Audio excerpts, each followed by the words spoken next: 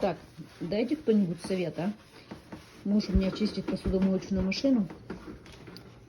Он постоянно жалуется, что плесень в посудомоечной машине.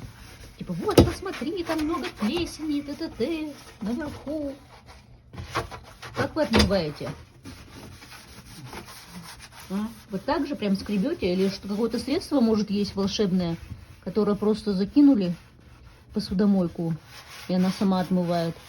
Это средство само отмывает посудомойку. Ну-ка посоветуйте, умные люди, а?